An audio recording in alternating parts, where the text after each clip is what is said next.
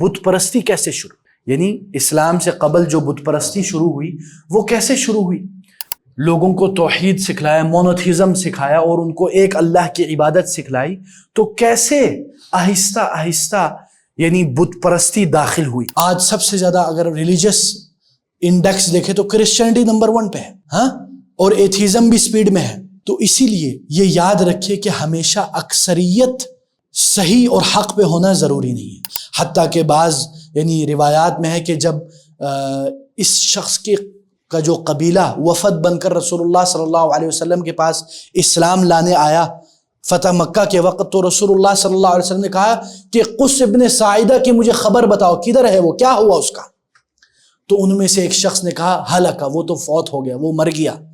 تو رسول اللہ صلی اللہ علیہ وسلم نے کہا مجھے یاد پڑتا ہے ایک مرتبہ وہ سرخ رومال پہن کے اس نے یہ بڑی فصاحت اور بلاغت سے یہ بات کہی تھی، کیا تم میں سے کسی کو یاد ہے؟ تو ایک شخص نے کھڑے ہو کے کہا الحمدللہ رب العالمین والصلاة والسلام علی النبی الامین اما بعد. آج ہم انشاءاللہ سیرت کی جو ہماری ابتدائی نشستیں ہیں، جس میں ہم انشاءاللہ آج جو ہے ہم یہ جاننے کی کوشش کریں گے کہ اسلام سے قبل جو ہے وہ یعنی عالم عرب اور دنیا کی جو ہے دینی طور پر، مذہبی طور پر ریلیجس سٹیٹس کیا تھا. یہ جاننا بہت ضروری ہے. کیوں؟ یعنی کیوں ہم اسلام سے پہلے جو مذہبی اور ریلیجس سٹیٹس ہے وہ جاننا کیوں ضروری ہے؟ نمبر 1، تاکہ ہم رسول اللہ صلی اللہ علیہ وسلم کی جو آمد ہے اس کو جان سکیں. When you will know the darkness of kufr, then you will appreciate the blessings of messenger of Allah.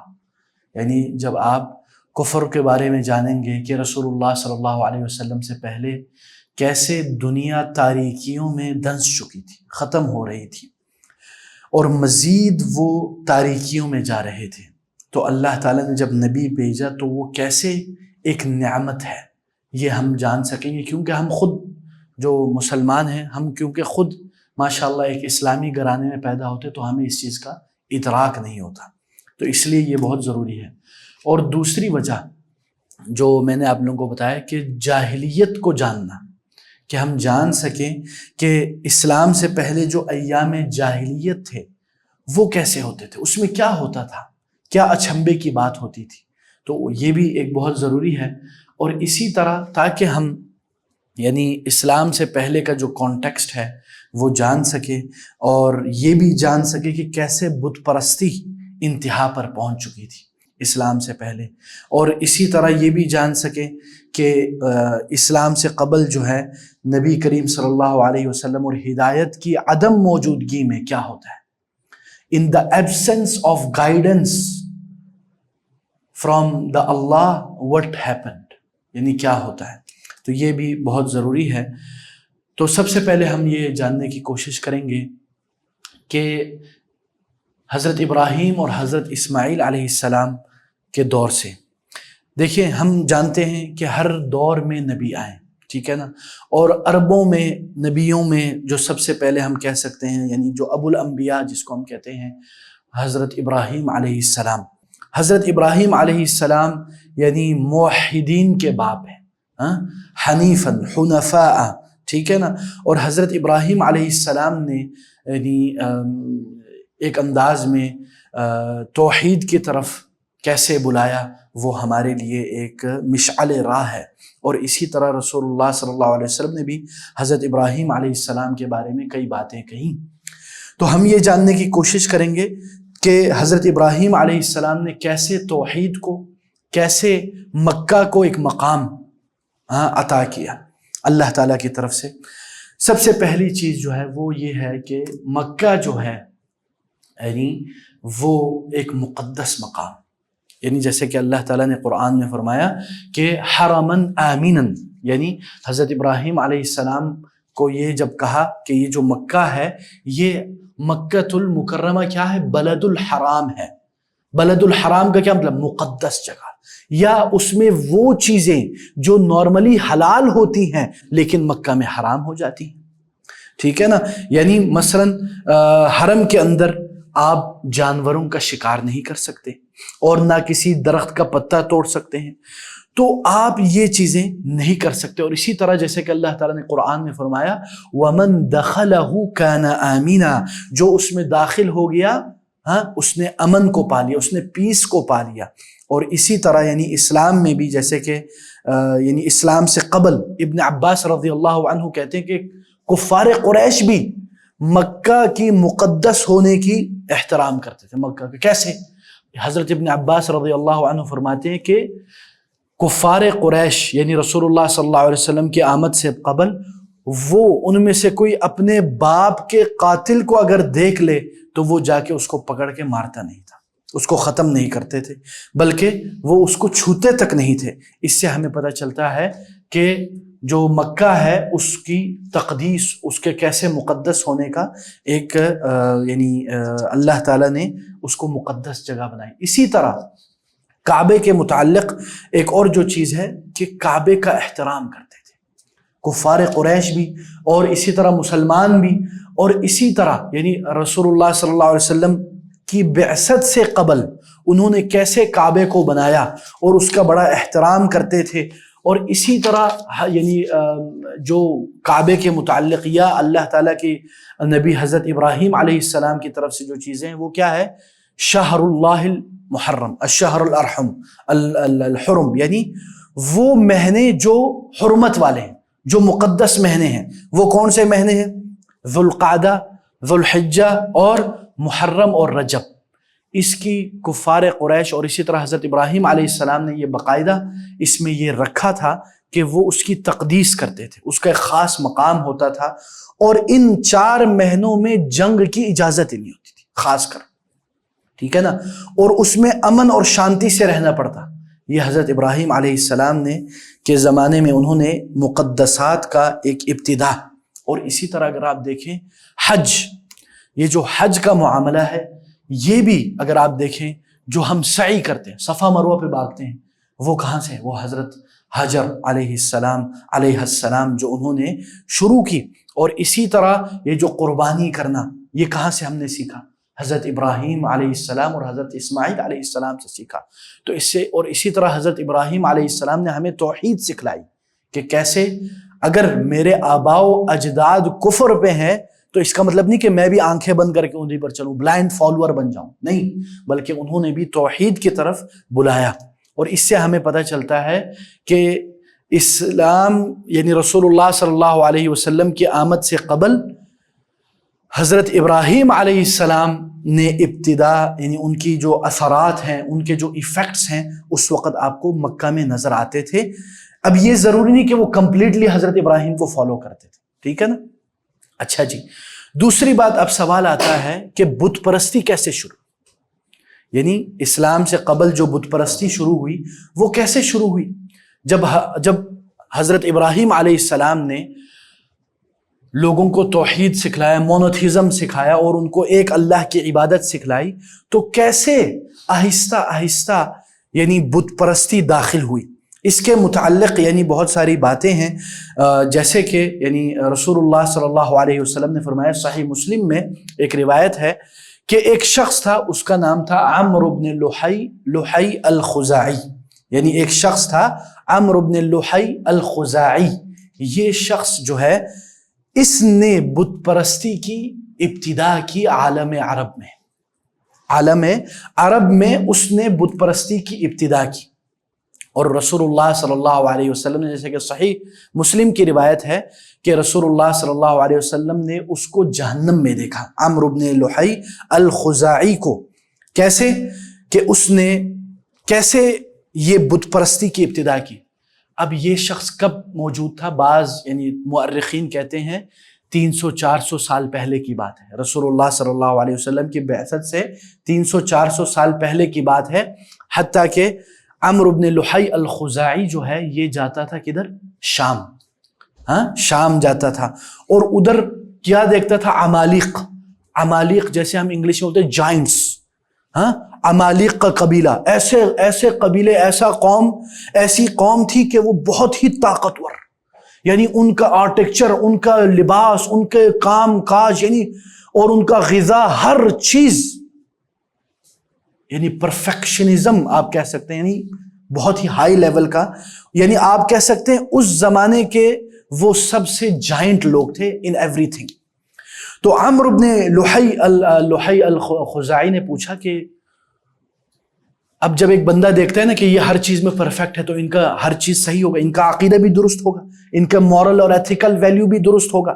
تو عمرو بن لحی الخزاعی نے پوچھا کہ تم لوگ کس چیز کی پوجا کرتے ہو؟ تو عمالق نے کہا کہ یہ جو بت ہیں یہ ہماری طاقتوں کے سورس ہیں، سو وی ورشپ دا بت، ہے نا، آئیڈیلز، تو ہم ان کی پوجا کرتے، اس لیے ہمیں ان سے طاقت آتی ہے۔ تو پھر عمرو بن لحی الخزاعی نے کیا کیا؟ عمرو بن لحی الخزاعی نے ان کو کہا کہ مجھے بھی ایک بت دے دو، مجھے بھی ایک بت دے دو، میں عرب میں لے جاؤں گا۔ تو انہوں نے اس کو ایک بت بنا کے دیا، اس کا نام تھا ہبل۔ کیا نام تھا؟ ہبل۔ اور یہ وہی بت ہے جس کے بارے میں جب یعنی غزوہ احد میں جب کفار نے یعنی مسلمانوں پر حملہ کیا تو کیا کہا ابو سفیان نے؟ کہا اعلو ہبل، اعلو ہبل، ہبل کامیاب ہو گیا، ہبل نے ہمیں بلند کر دیا۔ تو رسول اللہ صلی اللہ علیہ وسلم نے کہا ان کو کہو کہ لا لنا اللہ ولا لکم مولا سواہ، یعنی ہمارے پاس اللہ ہے، تمہارے پاس اللہ نہیں ہے، تم ہبل کے پر فخر کرتے ہو تو ہمارے پاس اللہ ہے، تمہارے پاس اللہ نہیں ہے، اور اللہ ہی ہمارا حافظ ہے، تمہارا کوئی محافظ نہیں ہے۔ تو اس سے ہمیں پتہ چلتا ہے کہ عمرو بن لحی الخزاعی نے بت پرستی کی ابتدا کی، ٹھیک ہے نا، حتیٰ کہ اس نے تلبیہ کس کو بولتے ہیں؟ جو لبیک اللہم لبیک جو ہم کہتے ہیں، ہے نا، یہ بھی اس نے چینج کر دی۔ جو ہم نارملی کیا کہتے ہیں؟ لبیک اللہم لبیک، لبیک لا شریک لک لبیک ان الحمد والنعمت، یہ ہے نا۔ عمرو بن لحی نے کیا کیا؟ اس نے یہ پورا تبدیل کر دیا۔ اس نے کیا کہا؟ لبیک اللہم لبیک، لبیک لا شریک الا شریکا وہو لک تملکہ، یعنی اے اللہ تیرا کوئی شریک نہیں سوائے اس کے جس کو تو نے شریک بنایا، تو اس کا مالک ہے۔ یعنی جیسے کہ اس زمانے میں جیسے کہ گریک فلسفی میں بھی ہے کہ ایک سب سے بڑا دیوتا، پھر چھوٹے چھوٹے دیوتا، اس طرح اس نے اس پوری تلبیہ کو چینج کر دیا، ٹھیک ہے نا۔ These are the beginning of changing in جزیرت العرب، کہ کیسے انہوں نے یعنی بت پرستی کی ابتدا کی، ٹھیک ہے نا۔ اب سوال یعنی یہ پیدا ہوتا ہے، یعنی عمرو بن لحی الخزاعی کس زمانے میں موجود تھا؟ اس میں اختلاف ہے بہت سارا، کیونکہ دیکھیں عرب لوگ ہیں نا، عرب لوگ کوئی فکس ان کی تاریخ وہ لوگ نہیں ہوتے تھے، یعنی جیسے رومن امپائر کی ہے یا پرشین امپائر کے فکس تاریخ ہے، یا ہماری جو اسلامی تاریخ ہے وہ حضرت عمر بن الخطاب نے ہجری کے لحاظ سے رکھا۔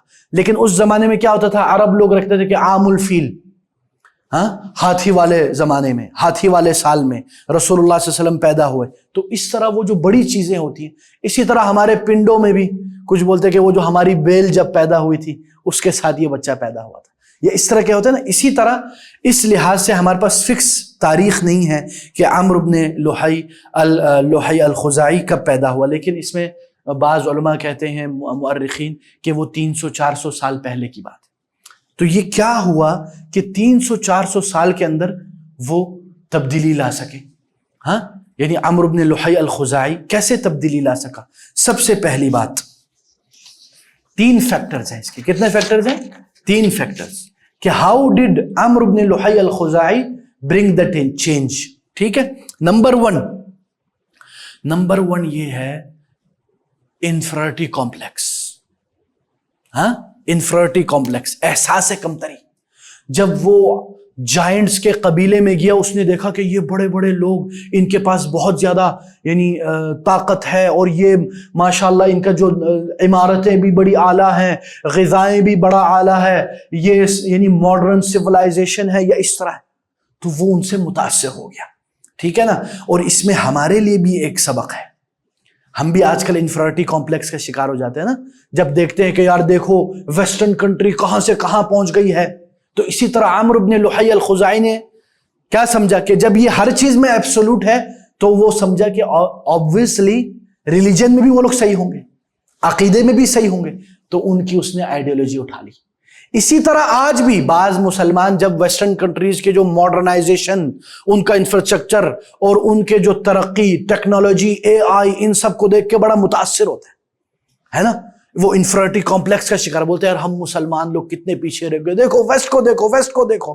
پھر وہ کیا کرتا ہے، آہستہ آہستہ وہ ان کے مورل ویلیوز، ان کے ایتھیکل ویلیوز لینا شروع کر دیتا ہے، ان کا ریلیجن لینا شروع کر دیتا ہے۔ پھر ادھر سے خطرناکیاں اور غلط فہمیاں پیدا ہوتی ہیں۔ تو یہی چیز عمرو بن لحی الخزاعی نے جب یہ لایا تو لوگوں میں یہ، کیونکہ وہ خود احساس سے کمتری کا شکار تھا اور اس وقت عرب میں بھی اس نے اپنی باتیں، اور دوسری وجہ کیا تھی؟ دوسری وجہ یہ تھی کہ عمرو بن لحی الخزاعی جو ہے وہ سردار تھا، وہ قبیلہ خزاعہ کا سب سے بڑا سردار، یہ جس کو ہم بولتے ہیں چودھری، اور یہ عرب کے یا مکہ کے سرداروں میں سے، بڑے سرداروں میں سے ایک سردار تھا۔ بلکہ بعض روایات میں ہے کہ مکہ کی چابی ان کے پاس ہوتی تھی، اور بعض روایات میں یہ تک ہے کہ حجاج اور لوگوں کو پانی پلانے کی ذمہ داریاں ان کو تھی، اور یہ صرف سب سے بڑے سرداروں کے ہاتھ ہوتی ہیں۔ تو یہ بڑے سردار ہونے، یعنی ایک انداز میں ہم کیا کہتے ہیں، انفلوئنسر، امپیکٹ کریٹر، یا آپ کہیں کہ وہ ایک انداز میں ڈیسیژن میکر، ٹرینڈ میکر۔ یہ آج کل کے ہم ماڈرن الفاظ لگا رہے ہیں آپ تاکہ آپ سمجھ جائیں۔ جیسے کہ آج اگر کوئی انفلوئنسر کوئی کرے، سارے نوجوان دے ٹرائی ٹو کاپی ہم، یس اور ناٹ۔ اسی طرح اگر کوئی اور اس کے ساتھ انفلوئنس کے ساتھ وہ پاورفل بھی ہو، اس کا حکم بھی چلتا ہو، پھر تو وہ اچھا کرنے میں تو بڑا اچھا بھی کر سکتا ہے، برباد کرنے پہ آئے تو بیڑا غرق بھی کر سکتا ہے نا۔ تو اسی طرح انہوں نے بھی یہی کیا، اور جب اس نے باقاعدہ اس کو لایا اور ایک انداز میں ان چیزوں کو آگے لا کے مکہ میں پیش کیا۔ اور اسی طرح ایک اور جو تیسرا ایلیمنٹ وہ کیا ہے، وہ ہے ایبسنس آف گائیڈنس، یعنی نبوت اور ہدایت کا زمانہ بہت طویل ہو چکا تھا، ٹھیک ہے نا۔ حضرت ابراہیم علیہ السلام تقریباً اس میں 1500 یا 2000 سال پہلے آ چکے تھے، ٹھیک ہے نا۔ تو اور بعض روایات میں ہے کہ اس سے بھی زیادہ، بعض میں اس سے بھی کم ہے، المہم یعنی بہت لمبا عرصہ گزر چکا تھا۔ جب لمبا عرصہ ہوتا ہے تو بندہ وقت بوقت ڈکلائنڈ ہوتا ہے، نیچے ہوتے جاتا ہے۔ جیسے کہ آج کل بھی رسول اللہ صلی اللہ علیہ وسلم جب آئے تھے، ابھی کتنا وقت گزر گیا، تقریباً ہجرت کے بعد 1400 سال سے زیادہ ہو گئے۔ تو جتنا ہم نبوت سے دور ہوتے جا رہے ہیں اتنا ہم ہدایت سے بھی دور ہوتا جا رہے ہیں۔ سیم سینیریو ہو رہا ہے نا، ایسا لگ رہا ہے نہیں لگ رہا ہے؟ اور اسی وجہ سے ہمیں زیادہ احتیاط کرنا چاہیے، ٹھیک ہے نا، کیونکہ یہ تینوں ایلیمنٹس آپ کہہ سکتے ہیں آج کل کے لوگوں میں یا آج کل کے زمانے میں پایا جاتا ہے، اور اسی وجہ سے ہمارے معاشرے میں بھی گمراہیاں پیک پر ہیں، desires and doubts are on peak. اور اسی طرح یہ بھی یاد رکھیں کہ بعض روایات میں ہے کہ شیطان نے اس شخص کو الہام کیا یا وحی کیا۔ جیسے ایک اور بات یاد رکھیں، شیطان بھی نا انسان کے ذہنوں میں وحی ڈال سکتا ہے۔ ہم سمجھتے کہ وحی صرف اللہ کی طرف سے جو پیغام آنے والا وہی ہے، نہیں، بلکہ قرآن میں اللہ تعالیٰ فرماتے ہیں وَإِنَّ الشَّيَاطِينَ لَيُوحُونَ إِلَىٰ أَوْلِيَائِهِمْ، شیطان اپنے ولیوں کو، اپنے پیراکاروں کو وحی ڈالتے، وحی دیتے ہیں۔ وحی کا کیا مطلب ہوتا ہے؟ ایک خفیہ پیغام، ایک خفیہ طریقے سے پیغام پہنچانا، یا جیسے ہم کہتے ہیں وسوسہ، وسپرنگ، ٹھیک ہے نا۔ تو بعض روایات میں یہ ہے کہ عمرو بن لحی الخزاعی کو شیطان نے اس کے دماغ میں بات ڈالی، ٹھیک ہے نا، یہ ذہن میں رکھیں۔ جیسے کہ آپ کو پتہ ہے کہ حضرت نوح علیہ السلام کے قوم میں کے بعد جب یعنی ایک جو آئی تھی وہ کیا تھی، اچھا جی، تو عمرو بن لحی الخزاعی حضرت نوح علیہ السلام کے بعد کیا ہوا تھا، وَلَا تَذَرُنَّ آلِهَتَكُمْ وَدًّا وَلَا سُوَعًا وَلَا يَغُوثَ وَيَعُوقَ وَنَسْرًا، یہ 5 بت تھے حضرت نوح علیہ السلام کے بعد والی قوم نے کیسے کیا۔ حضرت ابن عباس رضی اللہ عنہ روایت کرتے ہیں، یعنی صحیح روایت میں ہے کہ یہ 5 لوگ نیک بندے تھے، کیا تھے؟ نیک بندے تھے، اچھے بندے تھے. جب یہ فوت ہو گئے تو لوگوں نے کیا کیا؟ لوگوں نے آہستہ آہستہ ان کے بارے میں غلو کرنا شروع کر دیا، ان کے بارے میں زیادہ بڑھ چڑھا کے مسالہ ڈال کے اوپر ان کو پہنچایا. پھر ان کا آہستہ آہستہ بت بنایا. پھر کیا ہوا؟ آہستہ آہستہ آنے والی نسلوں نے اس کی پوجا شروع کر دی. ٹھیک ہے نا. اور اسی طرح یہ بھی یاد رکھیں کہ یعنی بعض یہ بھی روایات میں ہے کہ کعبہ میں بہت سارے بتیں لائے گئے. ٹھیک ہے نا. یعنی کعبہ میں بہت سارے بت لائے جاتے تھے اور وہ لوگ کیا سمجھتے تھے؟ وہ لوگ اس کی پوجا کرتے تھے. ٹھیک ہے نا. اور یہ بھی ذہن میں رکھیں کہ اسلام کے قبل مشرکانہ رسومات بہت سارے ہوتے تھے. ٹھیک ہے نا. جیسے کہ ابھی میں نے آپ کو ود، سو اور یغوث کا بتایا. اور اسی طرح جو ایک اور جو بات ہے وہ یہ ہے کہ ایک صحابی نے ذکر کیا، جیسے کہ عطارد رحمہ اللہ رضی اللہ عنہ فرماتے ہیں کہ ہم اسلام سے قبل کیا کرتے تھے؟ پتھروں کی پوجا کیا کرتے تھے اور پتھروں کو جمع کر کر کے بڑا بناتے تھے، اور اس سے کوئی خوبصورت ملے تو ہم اس کی طرف چلے جاتے تھے. اور اسی طرح یعنی وہ لوگ اس بتوں کی یا اس عمارت کی یا اس چیزوں کو مقدس سمجھتے تھے. ٹھیک ہے نا. اور اسی طرح یہ بھی تھا کہ کعبہ کے اندر جیسے کہ احادیث میں 360 بت. اور اسی طرح ایک اور قصہ ہے، یعنی اسلام کے آنے سے قبل جو مشرکانہ بت پرستی کے میں آپ کو چند مظاہر اور مثال دے رہا ہوں. نائلہ اور عصاف، آپ کو پتہ ہے اس کا؟ نائلہ اور عصاف یہ دو بت تھے، اور یہ کہاں ہوتے تھے؟ صفا مروہ پر. ٹھیک ہے. اور ان کے بارے میں کیا مشہور ہے کہ یہ دو اشخاص تھے، دو بندے تھے جو نعوذ باللہ ایک دوسرے سے عشق کیا کرتے تھے. ان کو کہیں بھی نعوذ باللہ زنا کی جگہ نہ ملی تو انہوں نے نعوذ باللہ کعبہ کے اندر زنا کیا، تو اللہ تعالیٰ نے ان کو ادھر ہی پتھر بنا لیا. یہ بعض روایات میں ہے. پھر جب یہ بت پرستی شروع ہوئی تو انہوں نے اس کی بت پرستی شروع کر دی اور اس کو اٹھا کے صفا مروہ پہ رکھ دیا. اسی لیے جب مسلمانوں نے صفا مروہ پر جانے کا اللہ کی طرف سے حکم آیا تو مسلمانوں نے تھوڑا سا ہچکچاہٹ محسوس کی. ٹھیک ہے نا. کیوں؟ کیونکہ پہلے کفار قریش نائلہ اور عصاف کی وجہ سے کرتے تھے.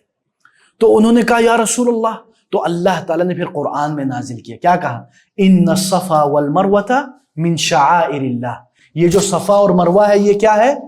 اللہ کے شعائر میں سے، اللہ کے شعائر میں سے، یعنی اللہ تعالیٰ کی نشانیوں اور علامتوں میں سے. ٹھیک ہے نا. تو پھر جا کے مسلمانوں نے ماشاء اللہ اس کے اوپر جو حج اور عمرہ میں جو طریقہ کار ہے وہ اپنایا. اور اسی طرح یعنی ایک اور جو بات ہے وہ یہ ہے کہ قریش کا کوئی خاص واضح دین نہیں تھا، کوئی عقیدہ نہیں تھا. وہ یہ عقیدہ رکھتے تھے نعوذ باللہ کہ اللہ تعالیٰ کی بیٹیاں ہیں، ہے نا، جیسے قرآن میں جس کا انکار کیا گیا. تو یہ بھی ایک بت پرستی کے مظاہر ہیں. وہ اللہ تعالیٰ پر اس طرح یقین نہیں رکھتے تھے جس طرح رکھنا چاہیے. اور اسی طرح یہ بھی یاد رکھیں کہ ان ساری وجوہات کی وجہ سے عربوں میں بت پرستی عام ہو گئی. لیکن کیا اس کا یہ مطلب ہے کہ اس وقت کوئی ایسے لوگ نہیں تھے جو صرف اللہ کو مانتے تھے، یا جن کے اندر ایک کشش، ایک یعنی طلب تھی، جن کو ہم کہتے ہیں حنفاء. کیا کہتے ہیں؟ حنفاء کون ہے؟ حنیف کا کیا مطلب ہے؟ حنف یحنف، یعنی جو منہ پھیر لیتے، جو بت پرستی سے منہ پھیر کر توحید کی طرف آ جاتے. ٹھیک ہے نا. یہ ایک ایکسیپشن تھے، یہ استثنائی لوگ تھے. ٹھیک ہے نا. یہ لوگ وہ تھے جو اس زمانے میں ہونے کے باوجود ان میں یہ فطرتی ایک احساس ہوتا تھا، نیچرلی، طبیعتی طور پر، کہ there is something wrong, we are not doing correctly. ٹھیک ہے نا. ان میں سے ایک شخص کون ہے؟ رسول اللہ صلی اللہ علیہ وسلم نے بھی اس کا ذکر کیا، قس ابن ساعدہ ایادی. ٹھیک ہے. اس کا نام ہے قس ابن ساعدہ الایادی. یہ شخص کون تھا؟ یہ شخص رسول اللہ صلی اللہ علیہ وسلم نے ان کو دیکھا تھا، جیسے کہ بعض روایات میں ہے کہ رسول اللہ صلی اللہ علیہ وسلم جب بچپن میں تھے تو انہوں نے اس شخص کو دیکھا تھا، اور یہ شخص اس نے بت پرستی کے خلاف تبلیغ کی، اور اس شخص نے جو کفار قریش بیٹیوں کو زندہ گاڑ دیتے تھے اس کے خلاف بھی اس نے آواز اٹھائی، حتیٰ کہ بعض یعنی روایات میں ہے کہ جب اس شخص کا جو قبیلہ وفد بن کر رسول اللہ صلی اللہ علیہ وسلم کے پاس اسلام لانے آیا فتح مکہ کے وقت، تو رسول اللہ صلی اللہ علیہ وسلم نے کہا کہ قس ابن ساعدہ کی مجھے خبر بتاؤ، کدھر ہے وہ، کیا ہوا اس کا؟ تو ان میں سے ایک شخص نے کہا ہلکا، وہ تو فوت ہو گیا، وہ مر گیا۔ تو رسول اللہ صلی اللہ علیہ وسلم نے کہا مجھے یاد پڑتا ہے ایک مرتبہ وہ سرخ رومال پہن کے اس نے یہ بڑی فصاحت اور بلاغت سے یہ بات کہی تھی، کیا تم میں سے کسی کو یاد ہے؟ تو ایک شخص نے کھڑے ہو کے کہا بالکل مجھے یاد ہے، اور اس نے یہ بات بتلائی کہ وہ یہ بات کہا کرتا تھا۔ کیا ہے وہ کہا کرتا تھا یا ایھا الناس اسمعوا وعوا، اے لوگوں میری بات سنو اور سمجھو، وَإِذَا سَمِعْتُمْ شَيْئًا فَانْتَفِعُوا، اور جب تم کوئی چیز سنو تو اس سے فائدہ اٹھاؤ، إِنَّهُ مَنْ عَاشَ مات، جو تم میں سے زندہ ہوگا وہ مرے گا ہی مرے گا، وَمَنْ مَاتَ فات، اور جو مر جائے گا وہ ختم ہو گیا، وَكُلُّ مَا هُوَ آتٍ آت، اور جو آنا ہے وہ آ کے ہی رہے گا۔ پھر وہ یہ کہتے تھے، ایک اور جو اس کا قول ہے وہ کیا ہے، وہ کہتے ہیں یا معشر ایاد، ایاد اس کے قبیلے کا نام ہے، وہ کہتے ہیں اے ایاد والوں، این ثمود و عاد، ثمود اور عاد کہاں ہیں؟ قوم ثمود جو بڑی طاقتور تھی اور قوم عاد جو بڑے طاقتور تھے وہ کہاں ہیں؟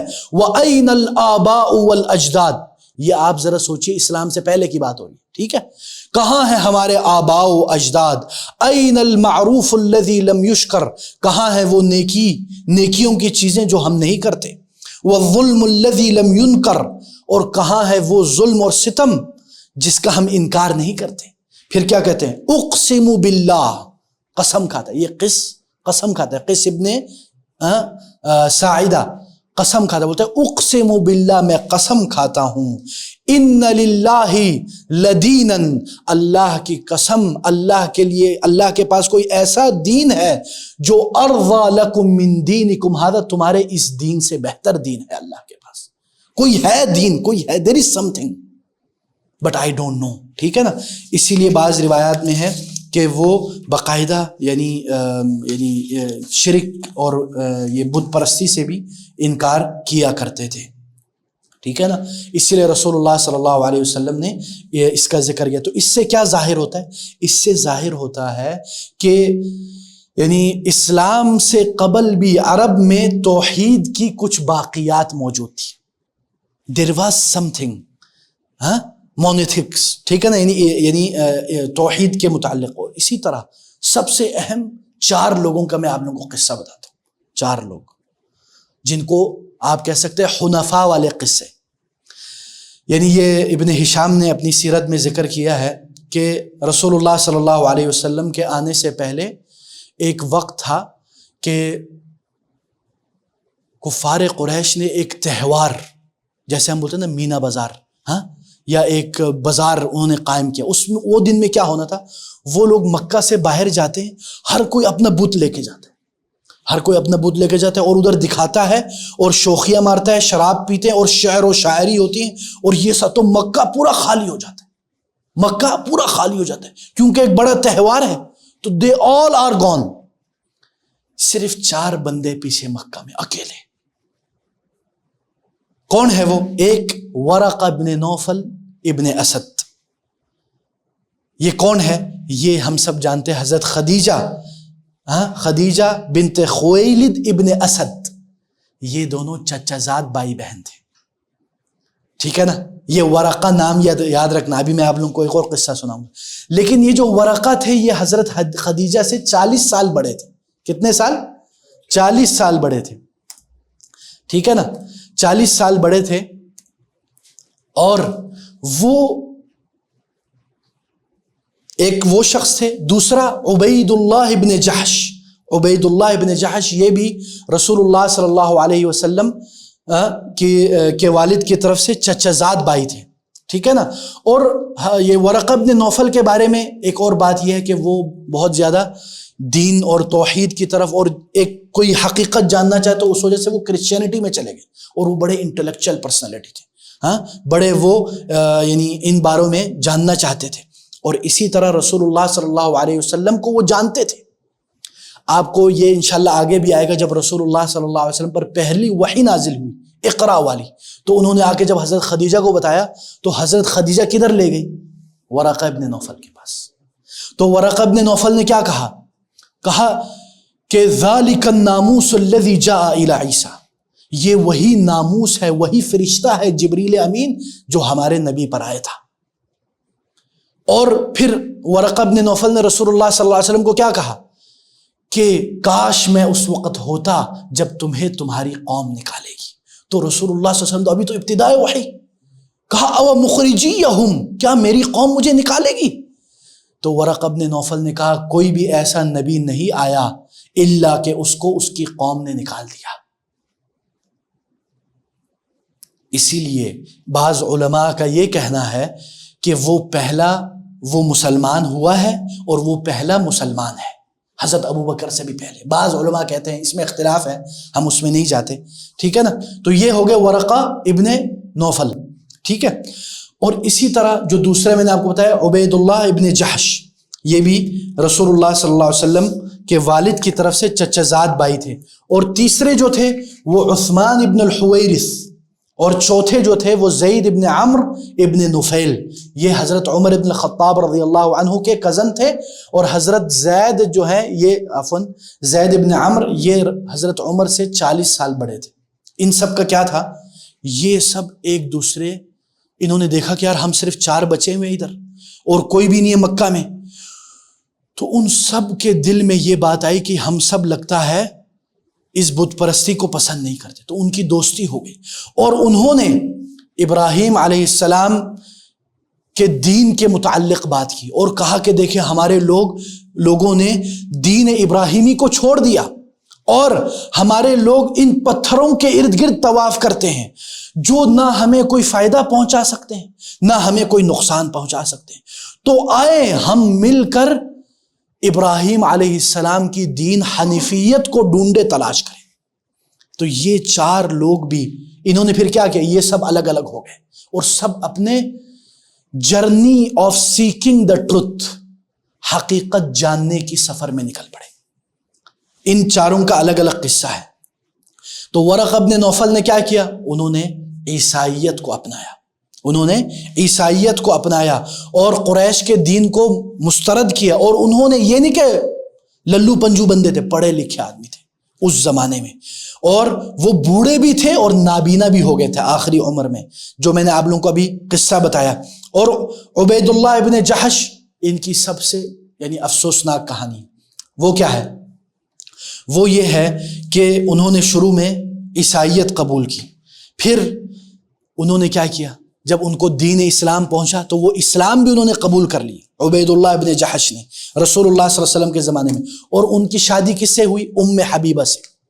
اور یہ لوگ ہجرت بھی کر کے گئے، ام حبیبہ اور عبید اللہ ابن جحش یہ ہجرت بھی کر کے گئے. کدھر، حبشہ، جس کو آج ہم اثیوبیا کہتے ہیں، ایتھیوپیا پتہ نہیں کیا کہتے ہیں، ادھر گئے. لیکن کیا ہوا، ادھر عبید اللہ ابن جحش مرتد ہو گیا، ادھر اس نے اسلام کو چھوڑ دیا اور کس کو پکڑ لیا، واپس کرسچینٹی میں چلا گیا، عیسائیت. پھر وہ ادھر ہی مر گیا، ٹھیک ہے نا. لیکن ام حبیبہ جب واپس آئی تو رسول اللہ صلی اللہ علیہ وسلم نے ان سے نکاح کیا، اس لیے وہ ہماری ام المؤمنین، مومنوں کی ماں کہلاتی ہے. اور یہ تیسرے بندے کی کہانی، دوسرے بندے کی. اور جو تیسرا بندہ ہے عثمان ابن الحویرث، اس کے بارے میں کیا ہے، جو یہ سارے مطلب کہہ رہے تھے کہ یار اس نے بھی کرسچینٹی قبول کی. اور وہ کدھر گیا، روم گیا. روم میں جا کے کیا کیا اس نے، روم میں جا کے وہ ادھر کے جو پاپا ہیں یا ادھر کے جو سب سے بڑے ہیں ان کے مترجم بن گئے، ٹھیک ہے. اور وہ واپس نہیں آیا اور وہ ادھر ہی مر گیا، ٹھیک ہے نا. اب یہ نہیں پتہ کہ اس نے رسول اللہ صلی اللہ علیہ وسلم کا پیغام سنا تھا یا نہیں سنا تھا. وی ڈونٹ نو, اللہ عالم. We don't have something authentic about this. چوتھا شخص زید ابن عمرو ابن نفیل، یہ جو حضرت عمر بن خطاب رضی اللہ عنہ کا کزن تھا. ایک روایت ہے کہ اس نے نہ عیسائیت قبول کی نہ یہودیت قبول کی، ٹھیک ہے نا.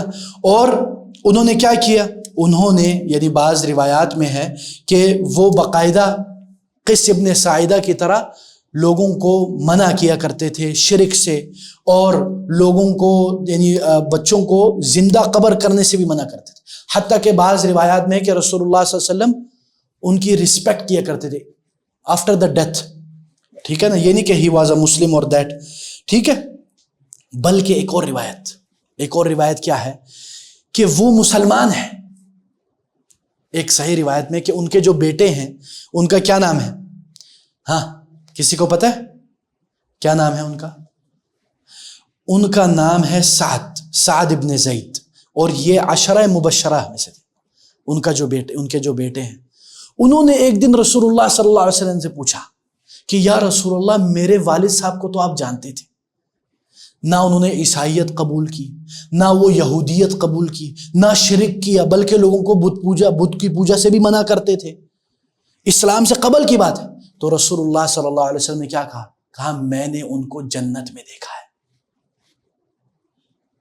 ٹھیک ہے، اسلام سے قبل کی بات ہے، یعنی انہوں نے اسلام قبول نہیں کیا لیکن وہ توحید پر تھے، ٹھیک ہے. بلکہ رسول اللہ صلی اللہ علیہ وسلم نے ایک اور روایت ہے، کیا کہا کہ وہ سیبعث علی انہ امہ، وہ ایک امت کے برابر ہوں گے.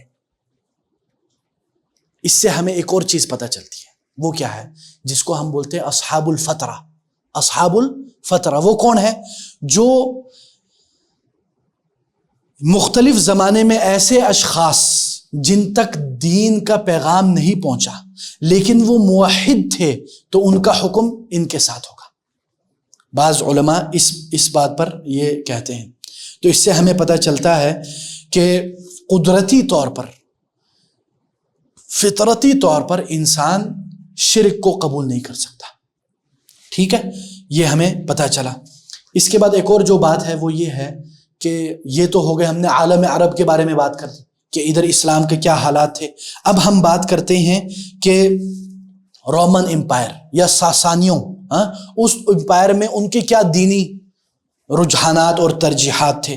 تو جو رومن امپائر تھے یا رومنز تھے وہ کیا تھے، اکثر وہ لوگ کرسچینٹی پہ تھے، ٹھیک ہے. وہ لوگ عیسائیت پہ تھے. اور جو پرشین امپائر ہے یعنی ساسانی پرشین امپائر، یہ ایک ہی ہے، ٹھیک ہے. یعنی قوم ساسانی، یہ ادھر تو انگلش میں انہوں نے اس طرح لکھا ہوا ہے. وہ لوگ کیا تھے، ہم لوگ بولتے زردشت، یا ہم لوگ اردو میں کہتے ہیں پارسی، یا بعض کہتے ہیں مجوسی. وہ کیا تھے، وہ آگ کی پوجا کرتے تھے. کیا کرتے تھے؟ آگ کی پوجا کرتے تھے، ٹھیک ہے نا. اور وہ کہتے تھے کہ آگ ہی نعوذ باللہ یعنی خدا ہے، استغفر اللہ، ٹھیک ہے نا. ابھی اس میں ہم انشاءاللہ حضرت سلمان الفارسی کا قصہ لائیں گے، آپ لوگوں کو بتائیں گے انشاءاللہ. اور جو عیسائیت تھی نا، کرسچینٹی، اسلام سے قبل 3 مراحل یا 3 طریقوں سے گزری ہے. ایک کیا ہے، ایک ہے رسول حضرت یعنی ان کے بارے میں، ایک ہے غنوصیت. یہ جو آپ کو نظر آ رہا ہے غنوصیت جو ہے وہ کیا ہے، غنوصیت عیسائیت میں شروع میں ہوتی تھی.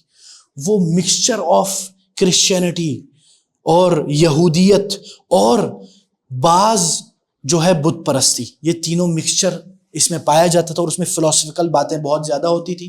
اور جو دوسرا قسم ہے وہ ہے جوئش کرسچنز. آپ بولیں گے یار یہ کہاں سے آ گیا، یہ آج کل موجود نہیں ہے. یہ جو ابھی آپ کو بتا رہا ہوں یہ آج کل موجود نہیں، اس زمانے میں موجود تھا. یہودی عیسائی، یہ ایسے یہودی تھے جو حضرت موسیٰ کو بھی مانتے تھے اور حضرت عیسیٰ کو بھی مانتے تھے، اور کہتے تھے یہ دونوں نبی ہماری طرف بھیجے گئے ہیں جیسے ہم لوگ مانتے ہیں، ٹھیک ہے نا. اور یعنی یہ اصل میں یہ موجود تھے پہلے. پھر کیا ہوا، پھر یہ ہوا ایک شخص جو ہے وہ جو پولن جس کو بولتے ہیں، وہ شخص آیا پال. وہ آ کے اس نے یہ دعویٰ کیا کہ خواب میں میری ملاقات ہوئی ہے جیسس سے اور میں ان کا شاگرد ہوں، اور پھر اس نے نئی جو ابھی جو موجود ہے وہ انہی کی خیرات ہے آپ کہہ سکتے ہیں. وہ کون سی والی؟ ٹرینٹی والی، 3 in 1 والی، وہ ادھر سے آئی ہے. ٹھیک ہے، جو اس نے پورا نیا عقیدہ لایا اور پورا مسخ کر دیا، حتیٰ کہ یعنی جو عیسائیت تھی وہ اسی پر بحث کرتے رہے 200-300 سال تک، اسی پر ان کی جنگ چلتی رہی کہ ہو از جیسس، از ہی گاڈ اور ہی از اے میسنجر. لیکن آخر میں جب جو رومن امپائر کے جو سب سے بڑے تھے، رومن امپائر جو ہے قسطنطین، وہ پہلا رومی امپائر تھا جو سب سے بڑا یعنی بادشاہ، اس نے پال کا جو کرسچینٹی ہے اس پر اس نے ایمان لیا ہے. پھر اس نے کیا کیا؟ اس نے آفیشلی ٹرینٹی کو پروموٹ کیا، اور جو ٹرینٹی کو نہیں یقین رکھتے اس کو ختم کیا. ٹھیک ہے نا. اور اسی میں یعنی جو آپ کو پتہ ہے حضرت پھر انہی میں جو پال کی جو کرسچینٹی اس میں پھر 3 ابھی آج کل جو ہے کیتھولک، اور کیا بولتے ہیں پروٹسٹانٹ، اور اسی طرح جو تیسرا جو ہے کیا ہے، کسی کو پتہ ہے؟ آرتھوڈاکس. ٹھیک ہے، یہ 3 آج زیادہ پرومیننٹ ہے، ورنہ ان کے بھی بڑے فرقے ہیں، کرسچینٹی کے بھی بڑے فرقے ہیں. ٹھیک ہے جی. پھر کیا ہوا؟ اسی طرح حضرت یعنی اگر میں آپ لوگوں کو ایک اور مثال دوں، حقیقی عیسائی جو ہیں، جو مثلا میں آپ کو کہہ رہا تھا نا کہ حضرت سلمان الفارسی کا قصہ بڑا دلچسپ ہے، بہت تفصیل ہے، انہوں نے خود بھی یہ تفصیل بتائی ہوئی. وہ کیا ہے؟ حضرت سلمان الفارسی رضی اللہ عنہ کا قصہ اس طرح ہے کہ وہ اصبہان یعنی وہ ایران میں پیدا ہوئے تھے، اور وہ بیٹے تھے کس کے؟ ایک آگ کے پجاری کے، اور اس میں وہ بھی بہت بڑے یعنی ایک بندے تھے، آگ کے پجاری جو ہیں پارسی لوگ ان کے بڑے تھے. تو حضرت سلمان الفارسی کہتے ہیں کہ ابو نے بھی مجھے وہ بنا دیا کہ میں بھی آگ کی حفاظت کروں. وہ کیا کہتے کہ یہ آگ بجھنی نہیں چاہیے، یہ آگ بجھ گئی تو نعوذ باللہ وہ یہ کہتے کہ ان کا خدا بجھ گیا. کتنا یعنی اللہ معاف کرے غیر معقول دین ہے. لیکن حضرت سلمان الفارسی کہتے میں ایک دن جا رہا تھا تو میں نے سنا کچھ آوازیں. تو وہ کون تھے؟ وہ تھے یہ کرسچن لوگ، عیسائی. وہ لوگ اپنے رب کو پکارے تو مجھے بڑا اچھا لگا، دیر از سم تھنگ یونیک. ٹھیک ہے، تو بولتے کہ میں ان کے پاس گیا اور انہی کے پاس بیٹھا رہا. تو بعد میں جب میں رات کو گیا تو میرے ابو کو بڑا غصہ آ گیا. بولے کدھر گئے تھے تم کو میں نے آگ کی حفاظت کے لیے رکھا تھا، تم ایک دم غائب ہو گئے، تمہیں میں نے آگ کے لیے وقف کیا تھا. تو حضرت سلمان الفارسی نے کہا اے ابو جان، میں نے ادھر ایک ایسی آواز سنی، اتنی خوبصورت بات تھی، مجھے لگتا ہے ان کا دین صحیح ہے، ہمارا دین صحیح نہیں ہے. تو ان کے ابو کو غصہ آ گیا اور انہوں نے ان کے پاؤں کو ہتھکڑیوں سے بند کر کے آگ کے پاس رکھ دیا. تو بعد میں حضرت سلمان الفارسی رضی اللہ عنہ باقاعدہ یہ پورا قصہ انہوں نے خود سنایا، اور مسند احمد میں لمبی حدیث ہے، اس کو میں مختصر کر رہا ہوں. تو حضرت سلمان الفارسی کہتے ہیں کہ میں نے ان عیسائیوں کو کہا کہ اب میں کیا کروں، میں تو ادھر پھنس گیا یہ وہ. انہوں نے کہا تم شام جاؤ، ادھر اس دین کے اصل موجود ہیں. اور انہوں نے ادھر ان کو ایک نام بتایا شام میں. تو انہوں نے کہا کہ اگر ادھر سے کوئی آئے اور جانے والا ہو تو مجھے بتا دینا، میں یہ ہتھکڑی کسی نہ کسی طریقے سے توڑ کے آ جاؤں گا. پھر وہ بتاتے ہیں کہ ایک دن انہوں نے مجھے بتایا کہ یہ کچھ لوگ جا رہے ہیں شام، اگر تم نے جانا ہے تو تیار ہو جاؤ. تو حضرت سلمان الفارسی رضی اللہ عنہ کہتے ہیں کہ میں نے اس کو کیا کیا، اس ہتھکڑی کو کسی طریقے سے توڑ کے میں چلا گیا. بولتے میں سوریا پہنچا، شام پہنچا، ادھر ایک پادری کی میں نے خدمت کرنا شروع کر دی.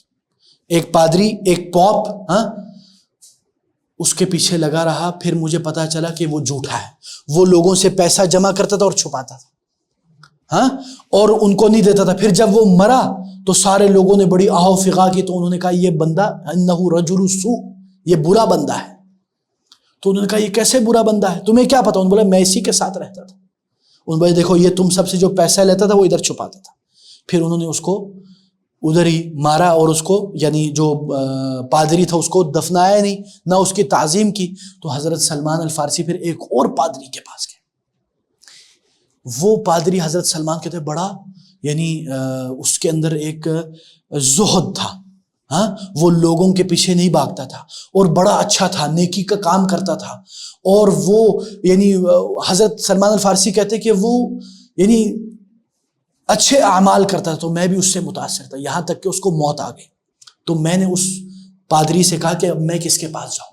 تو انہوں نے کہا تم اس ملک غنوسیہ بصرہ میں ادھر تم جاؤ. وہ ادھر گئے. پھر انہوں نے وہ شخص پادری ہے اس کے پاس بھی یہی چیزیں کی. آخر میں وہ بھی مرنے لگا. تو انہوں نے کہا میں کدھر جاؤں؟ انہوں نے کہا دیکھو بیٹا، اب ہمارے دین پر اس دنیا میں کوئی نہیں رہا، ہمارے دین پر اس دنیا میں کوئی نہ رہا، لیکن ایک نبی آنے کا وقت ہوا جاتا ہے، وہ ہوگا عالم عرب میں، اور وہ درختوں والے زمین پر پیدا ہوگا. اور اس کی ایک اور نشانی کہ وہ بندہ صدقہ نہیں لے گا لیکن تحفے قبول کرے گا، اور اس کے کمر پر خاتم ہوگا، ہاں، نبوت کا خاتم ہوگا، مہر نبوت اس کے کمر پہ ہوگی. تو اگر تم کو چاہیے، حق چاہتے ہو تو تم اس زرزمین میں جاؤ. تو حضرت سلمان الفارسی کہتے ہیں کہ میرے پاس کچھ بکرے اور گائیں تھے، مجھے پتا چلا کہ عرب سے ایک قافلہ آیا ہے. تو میں نے ان سے کہا کہ اگر تم مجھے یہ کھجور والے درختوں والے شہر میں لے جاؤ گے تو میں تمہیں اپنے گائیں، بقراتی و غنماتی، اپنے بکرے اور اپنے گائیں تمہیں دے دوں گا. انہوں نے بولا ٹھیک ہے. وہ لے کے گئے. تو حضرت سلمان الفارسی کہتے کہ ان عربوں نے میرے اوپر بڑا ظلم کیا اور مجھے بیچ ڈالا ایک یہودی کے پاس، بیچ دیا ایز اے غلام. He was a free man but they sold him, ان کو بیچ دیا as a slave, as a غلام. تو حضرت سلمان الفارسی کہتے میں اس یہودی کے ساتھ ایک ایسے سرزمین پہ پہنچا جدھر کیا تھے، جدھر درخت تھے. پھر میں نے سوچا یہی وہ شہر ہوگا، اور وہ کھجوروں والا شہر تھا، وہ تھا یثرب. کیا تھا؟ یثرب، مدینہ. ٹھیک ہے. تو حضرت سلمان الفارسی کہتے کہ میں ادھر ہی غلامیت میں کام کرتا رہا. پھر ایک دن ایک بندہ جو مدینے کا تھا اس نے آ کے اس یہودی میرے مالک کو کہا کہ ایک بندہ آیا ہے قبا میں جو دعویٰ کرتا ہے کہ وہ نبی ہے، اور وہ دعویٰ کرتا ہے کہ میں لوگوں کی طرف اللہ سے بھیجا گیا ہوں. تو حضرت سلمان الفارسی کہتے کہ میں کھجور کے درخت پہ تھا، میں لڑکڑا گیا، گر گیا، رونے لگ گیا. میں نے بولا یہی وہ بندہ ہے جس کی مجھے تلاش تھی، میری عمر ختم ہونے والی ہے. تو بولتے کہ میرے مالک نے جب مجھے دیکھا، میں نے اس سے پوچھا کون ہے؟ تو بولتے میرے مالک نے مجھے 2 تھپڑ مارا اور کہا جاؤ واپس جاؤ کام کرو. بولتے میں واپس گیا کام کے. پھر میں شام کو اس بندے کے پاس گیا. بولتے میں نے دیکھا کہ ایک بندے کے ارد گرد کئی لوگ گھومے پھرے ہوئے بیٹھے ہوئے. تو حضرت سلمان کہتے میں گیا اس بندے کے پاس اور میں نے کہا میں نے سنا ہے کہ تم نبی ہونے کا دعویٰ کرتے ہو اور تم اچھے بندے ہو، نیکی کا وہ کرتے ہو، لیکن مجھے نظر آ رہا ہے تم لوگ فقیر لوگ ہو، مساکین ہو. وہ چیک کرنا چاہ رہے تھے وہ 3 نشانیاں، 3 نشانیاں. تو انہوں نے کیا کیا؟ انہوں نے کہا کہ یہ لو میری طرف سے صدقہ تمہارے لیے. وہ یہ دیکھنا چاہتے تھے کہ وہ نشانی ہوتی ہے نہیں ہوتی. تو رسول اللہ صلی اللہ علیہ وسلم نے کیا کیا؟ وہ صدقہ اٹھا کے اپنے صحابہ کو دے دیا. تو سلمان الفارسی، حضرت سلمان الفارسی کہتے کہ ہاں میں نے اب سمجھا، دیکھو پہلی نشانی تو ہو گئی. بولتے کہ پھر میں نے ایک اور چیز نکالی اور کہا یہ لو، یہ میری طرف سے آپ کو ہدیہ. تو بولتے ہیں انہوں نے وہ قبول کر لی. بولتے میں بولنے والا تھا کہ بس تیسری نشانی ہو جائے. بولتے کہ میں اندر سے تڑپ رہا تھا. پھر فرماتے کہ اس دن تو مجھے موقع نہیں ملا. اور بولتے اس وقت رسول اللہ صلی اللہ علیہ وسلم نے صرف 2 کپڑے اوڑھے ہوئے تھے، یعنی اس سے نا تھوڑا سا پیچھے کندھا نظر آتا تھا، فل نظر نہیں آتا تھا. تو بولتے اگلے دن میں آیا اور میں پیچھے سے دیکھنے کی کوشش کر رہا ہوں کہ مجھے نظر آ جائے وہ مہر نبوت. بولتے کہ رسول اللہ صلی اللہ علیہ وسلم نے مجھے بنپ لیا، مجھے دیکھ لیا. تو کیا کہتے ہیں حضرت سلمان؟ کہتے ہیں کہ رسول اللہ صلی اللہ علیہ وسلم نے اپنے کندھوں کے اوپر سے اس کپڑے کو اٹھایا اور کہا یہ لو دیکھ لو، تم یہی چاہتے تھے نا، یہ دیکھ لو۔ بولتے جب میں نے وہ دیکھا مجھے یقین ہو گیا کہ یہ وہ نبی ہے۔ تو بولتے میں نے رسول صلی اللہ علیہ وسلم کو گلے سے لگایا اور رونے لگ گیا، بکیتو وقلتو، میں آپ کو کب سے ڈھونڈ رہا تھا، اور پھر انہوں نے اسلام قبول کیا۔ اللہ اکبر۔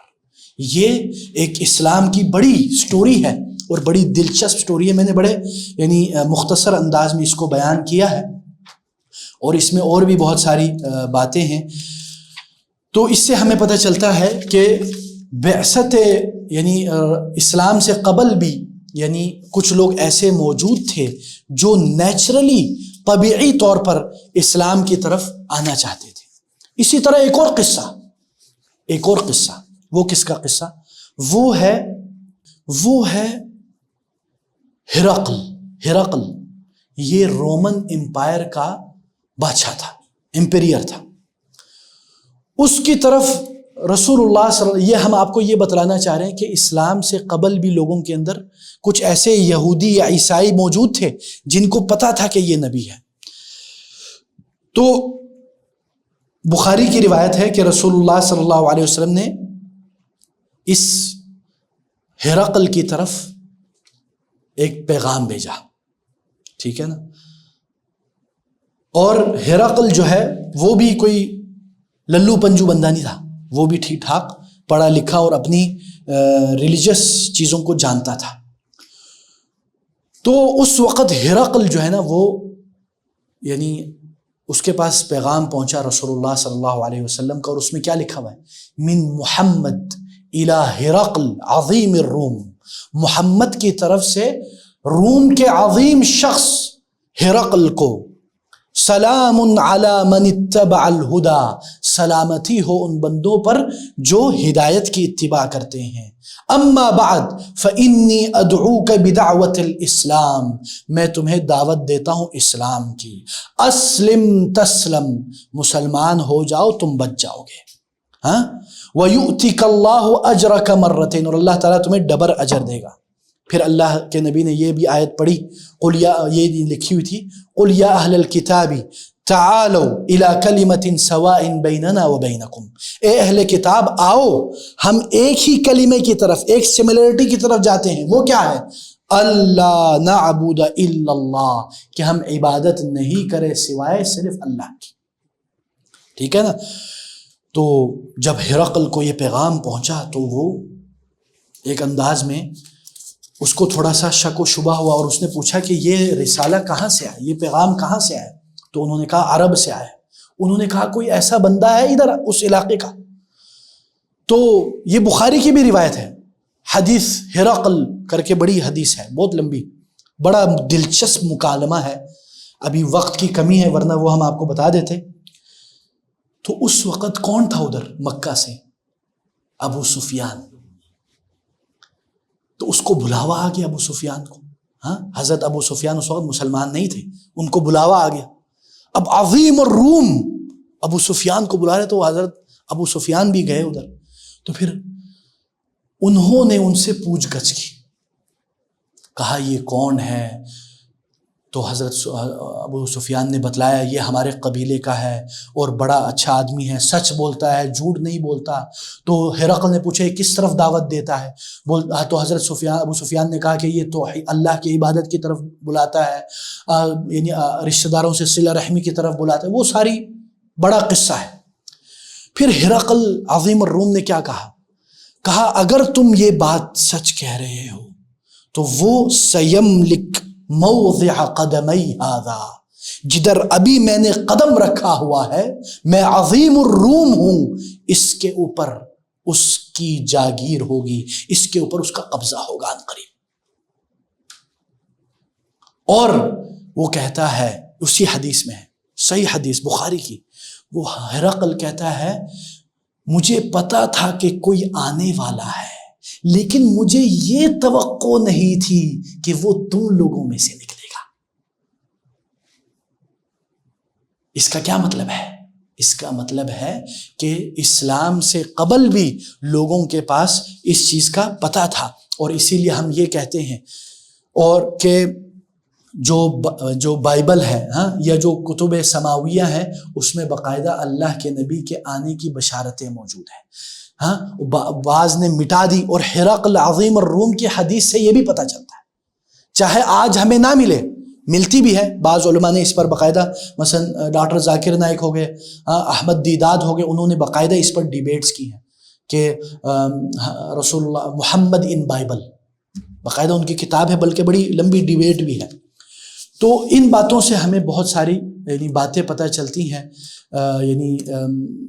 لیکن یہ یاد رکھیں کہ ہرقل عظیم الروم، اس کو پتہ تھا یہ حق ہے، اس کے باوجود اس نے کیا اسلام لایا؟ نہیں لایا. کیوں؟ کیونکہ ایک بندہ بڑا پاورفل جگہ پہ ہوتا ہے نا، تو بڑا مشکل ہوتا ہے. جیسے کہ وہ ایک بھائی نے مثال دے رہے تھے کہ جیسے کہ کوئی کہے کہ جو یو ایس اے امریکہ 95% نان مسلم ہے، 5-6% یا 10% کے لیے مینورٹی ہے اسلام. کوئی آ کے کہہ رہے کہ یار جو ویسٹ یو ایس اے کا جو سب سے بڑا ہے وہ مسلمان ہو جائے، تو وہ بولتے کہ یہ بہت ہی مشکل ہوتا ہے. کیوں؟ اسلام لانا جب آپ اتنے ہائی پوزیشن پہ ہو تو بڑا مشکل ہوتا ہے. المہم، اس سے ہمیں جو بعض باتیں جو ہم اس میں آتے ہیں، وہ ایک تو یہ ہے کہ رسول اللہ صلی اللہ علیہ وسلم اس مذہبی تاریکی کے وقت بھیجے گئے، ڈارکنیس کے وقت. اور دوسری بات، رسول اللہ صلی اللہ علیہ وسلم نے فرمایا، جیسے کہ ایک اور حدیث میں ہے کہ الا ان ربی امرنی ان اعلمکم ما جہلتم مما علمنی یوم ھذا، اللہ تعالیٰ نے مجھے حکم دیا ہے کہ میں تم لوگوں کو وہ باتیں بتلاؤں جو تم لوگوں کو پتہ نہیں ہے. اور وَإِنَّ اللَّهَ تَعَالَى نَظَرَ إِلَىٰ أَهْلِ الْأَرْضِ، اللہ تعالیٰ نے اہل زمین میں جو لوگ ہیں ان کو دیکھا اور کہا فَمَقَتَهُمْ وَعَجَمَهُمْ عَرَبَهُمْ وَعَجَمَهُمْ، اور ان کے جو عرب اور عجم ہیں ان سب سے اللہ تعالیٰ نے ایک انداز میں بغض کا اظہار کیا. إِلَّا مِن بَقَايَا أَهْلِ الْكِتَاب، سوائے اہل کتاب کے بعض کے. اچھا جی، اس بات کے بعد ہم آخر میں 3 پوائنٹس جو ہے میں اہم ذکر کرنا چاہتا ہوں. وہ ایک یہ ہے کہ ہدایت صرف اللہ کے ہاتھ میں ہے نا. حضرت سلمان الفارسی کا قصہ دیکھ لیں، کتنا دلچسپ قصہ ہے. دوسری سائڈ پہ ہرقل کا قصہ دیکھ لیں، ہے نا. تو ہدایت کس کے ہاتھ میں؟ اللہ تعالیٰ کے ہاتھ میں. نہ کہ ہمارے عقل، نہ ہمارا فلسفہ، نہ یہ کہ نعوذ باللہ کے ایک انسانی تجربے کے بنیاد پہ ہمیں نہیں، یہ اللہ تعالیٰ ہدایت دینے والا ہے. ٹھیک ہے نا. اور اسی طرح جو دوسرا جو پوائنٹ ہے وہ یہ ہے کہ اکثر انسان بھیڑوں کی طرح ہے. Peoples and humans and masses are like sheeps. What they do, they follow blindly. Yes or not? آج بھی اگر آپ دیکھیں میسز، میجورٹی، کیا وہ حق پر ہے؟ آج سب سے زیادہ اگر ریلیجس انڈیکس دیکھیں تو کرسچینٹی نمبر 1 پہ ہے، اور ایتھیزم بھی سپیڈ میں ہے. تو اسی لیے یہ یاد رکھے کہ ہمیشہ اکثریت صحیح اور حق پہ ہونا ضروری نہیں ہے. اسی لیے اللہ تعالیٰ نے قرآن میں کیا فرمایا؟ وَمَا يُؤْمِنُ أَكْثَرُهُمْ بِاللَّهِ إِلَّا وَهُمْ مُشْرِكُونَ. اکثریت اگر اللہ پر ایمان رکھتی ہے تو وہ شرک کے ارتکاب کرتی ہے. اسی لیے ایک اور آیت میں ہے کہ تم اگر اکثریت کی اتباع کرو گے تو تم گمراہی میں چلے جاؤ گے. ٹھیک ہے نا. اور اسی لیے ہمیں یہ بھی ذہن میں رکھنا چاہیے کہ اکثریت ہے نا اپنے ڈیزائرز کی پیروی کرتی. The majority follow their desires. They don't follow the right path because the desires are on peak and it's not easy. اور اسی طرح تیسرا جو پوائنٹ ہے وہ یہ ہے، جیسے کہ حضرت سلمان الفارسی ہو گئے، اور اسی طرح زید ابن عمرو ابن نفیل، جس کے بارے میں رسول صلی اللہ علیہ وسلم نے کہا کہ میں نے اس کو جنت میں دیکھا، اور وہ ایک پوری امت ہے. ان دونوں کے قصوں سے ہمیں یہ پتہ چلتا ہے کہ اگر کوئی اخلاص کے ساتھ with the real intention of seeking guidance and truth، تو اللہ تعالیٰ اس کو دے دیتا ہے. کئی بار میرے پاس ادھر آتے ہیں کوئی خواتین و حضرات جن کے ایتھیسٹک مائنڈ ہے، یا ایگنوسٹک، یعنی وہ اللہ کے وجود پر سوال، اور بڑے آرگومنٹ، بڑے ڈیبیٹ. آخر میں ان سے ایک بات کہتا ہوں میں کہتا ہوں دیکھو اگر تم سچ میں حق کے متلاشی ہو, if you are real سچے آنسٹ سیکر آف ٹروتھ ہو, تم ایک یہ دعا کرنا کہ اے اللہ اگر تو موجود ہے, تو حق ہے, تو مجھے سیدھا راہ دکھا دے. اللہ تعالیٰ تجھے سیدھا راہ دکھا دے گا. اور کئی لوگ جو نیو مسلمز کی اگر آپ کہانی پڑھیں نا, کئی لوگ اسی طرح مسلمان ہوئے. مثلا ایک بڑا مشہور شخص ہے آج کل, حمزہ زورجس, پتہ ہے آپ لوگوں کو اس کا؟ ہاں نہیں پتہ؟ دیکھیں آپ اس کی اسلام کی کہانی دیکھیں. وہ بولتے کہ مجھے کوئی نہیں پتہ تھا, میں نے ایک دن رب کی O creator if you are there please show me the right path. وہ ایتھیزم سے کمیونزم سے وہ اسلام کی طرف آئے. اسی طرح مالکم ایکس, اسی طرح ڈاکٹر جیفری لانگ, اسی طرح ایک اور شخص ہے محمد اسد, ہمارے ہاں کہتے ہیں علامہ محمد اسد, پاکستان کا سب سے پہلا پاسپورٹ ہولڈر. علامہ اقبال نے اس کو بلایا تھا پاکستان بنانے کے وقت. وہ تھا سویڈش, جوئش تھا, وہ سویڈن کا تھا, لیکن وہ مسلمان ہو گیا. اس کی کتاب ہے روڈ ٹو مکہ, پڑھیں آپ. تو یہ سارے لوگ جو ہیں ان سے ہمیں پتہ چلتا ہے کہ جب بندہ مخلص ہو تو اللہ تعالیٰ ان کو ہدایت دے دیتا ہے. تو ہم آج اسی پر اکتفا کرتے ہیں. ہم یہ جاننا چاہ رہے تھے کہ اسلام سے قبل جو ہے یعنی what is the religious status of the world before Islam, اس میں ہم نے تھوڑا سا جلدی میں مختصر طور پر ایک طائرانہ جائزہ لیا. انشاءاللہ اس طرح آہستہ آہستہ ہم سیرت کے ابتدائی انشاءاللہ مراحل میں شروع کریں گے انشاءاللہ. جزاکم اللہ خیر. Donate us to bring change in society and make a meaningful impact. Account number 025101049558661. Mizan Bank for international donation. Patreon.com/YouthMattersPK. Follow us to stay connected and see the difference you're making.